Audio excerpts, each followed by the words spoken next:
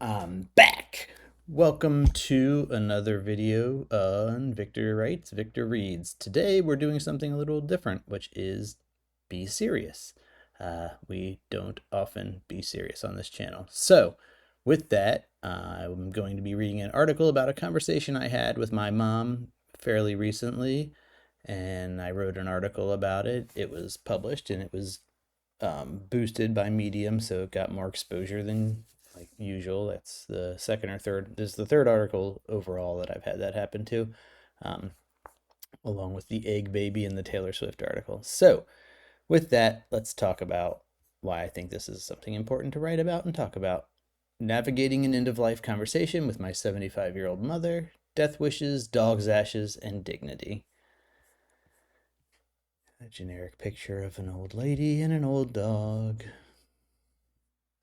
My mother is in excellent health. She's 75, but she's fitter than I am at 45. She eats her vegetables, does her daily exercises, and insists on waking up to start her day at 4:30 every morning. Yet, for reasons only the universe understands, she has a fascination with death. Maybe it's because my dad died 2 years ago, courtesy of stage 4 colon cancer, and left us with a hoarder's paradise we're still attempting to clean up. Or maybe she's just aware of her humanity and the fact that nothing she can do will stop death from eventually coming for her. Some people might find it awkward to bring up death with a parent who's as healthy as my mother, but after my dad passed and we found ourselves knee-deep in his version of old newspapers and expired cans of soup, we've had plenty of conversations about death. One of her favorite pastimes is trying to predict how long she has left to live, and if she will outlive her 10-year-old beagle. I think she will. So do most online life expectancy calculators, as she likes to boast. When my dad passed away, we had his remains cremated. They sit in an urn in her dining room. I realized during a recent visit, as I sat there staring at the urn, that getting crystal clear on what my mother wanted done with her remains was a conversation worth having that we'd yet to have. My mother is not one to beat around the bush. I want to be cremated, she said. Mix my ashes with your father's and the dog's. I have the ashes of 6 of our dogs in my bedroom, plus Elsie here once she passes. Make a nice blend of us. The only thing missing was a cocktail recipe. Add a splash of bourbon and a twist of grief, I thought, but I held my tongue. She went on to explain how she didn't want her ashes sitting on a mantel like a dusty trophy, which was almost exactly what my dad's ashes were doing. Mix me in and spread me somewhere nice. Besides, I'll be dead. What do I care about what happens, she says. I couldn't help but laugh at the practicality and the absurdity of her request. But then she hit me with something that wiped the smile right off my face. What I really care about is what I think about a lot lately. If I get sick like your father was, I want to know I can kill myself easily. My mother said this with the same tone she might use to tell me to take out the trash, as if she was planning a dinner party and needed to sort out the dessert. I wasn't prepared for this. I was ready to discuss urns and scattering locations, but not this. I felt a knot in my stomach. Was she really talking about ending her life? I looked at her, waiting for a smirk, a sign she was joking, but she wasn't. She was serious, and suddenly the conversation shifted from potentially quirky death wishes to a serious discussion about autonomy and dignity. We talked for hours about death, about suffering, about how Dad's last days were anything but peaceful. She made it clear she didn't want the same for herself. I don't want to go out like a zombie in constant pain. I don't want to have no control over my mind and body, she said. I want full power over things. I want to flip the switch myself. I was torn. On one hand, I understood her desire to have control over her own end, but on the other hand, this was my mother, my very alive, very healthy mother. The thought of her planning her own exit strategy was terrifying. I couldn't wrap my head around it. Yet, I knew I had to respect her wishes, no matter how uncomfortable it made me feel. We talked about the legalities, the ethics, and the emotional weight of such a decision. And in the end, I realized it wasn't about me. It was about her.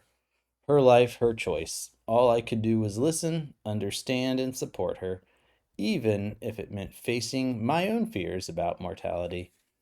As we talked about her wishes, my mother brought up the topic of death with dignity, a concept that's becoming more accepted and legally recognized across the United States and beyond. More and more states are passing or proposing legislation that gives people the right to choose how and when they die, especially in cases of terminal illness. Currently, states like Oregon, Washington, California, Colorado, Vermont, Maine, New Jersey, and New Mexico, among others, have laws allowing some form of physician assisted death.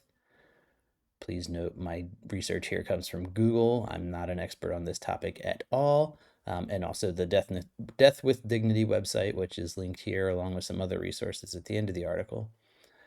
Even my home state is considering similar legislation, sparking debates at town halls and dinner tables across the state. I actually don't know that. I don't know when people talk about dinner. These laws generally require the patient to be terminally ill, mentally competent, and able to self-administer the medication. I'm not here to advocate for physician-assisted death. I am here to advocate having a similar discussion with your elderly parents and loved ones. Their response might surprise you. My mother certainly surprised me. However, in the end, we all need to have the talk, not just about burial plans or cremation preferences, but the whole thing. Yes, it's uncomfortable. Yes, it's scary. It's also liberating.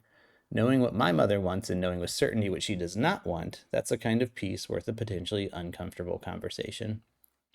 I also want to acknowledge and respect that this isn't a conversation everyone will be able to have. Or if they do, they will not find similar results in terms of certainty and bluntness.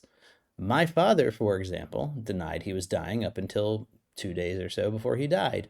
At that point, he weighed 85 pounds, he was bedridden, he'd lost the ability to speak and make his own decisions. So, at that point, it was too late for him to express anything. However, leading up to that, when we had talked to him, at no point would he have accepted he was going to die. He would not provide any direction on what to do upon his death. And his whole life, he had just thought, you guys can figure this out when I die, because I don't plan to die. And that's exactly why we are still cleaning up the mess he's left behind 2 years later. And so I do encourage you people to sit down with your loved ones and ask the hard questions. Use humor if you can, it always helps. But have the conversation. Don't wait until you're faced with a hoarder's paradise in a hospice bed. Do it now. You might be surprised by what you learn and how it might change your own outlook on life and death. This conversation with my mother reinforced in me a valuable lesson. Death is part of life. It's okay to talk about it. In fact, it's necessary. Plan for the inevitable with a smile and a laugh and maybe a shared caffeinated beverage. Because one thing is true for any of us living. We will eventually die, and no one knows when.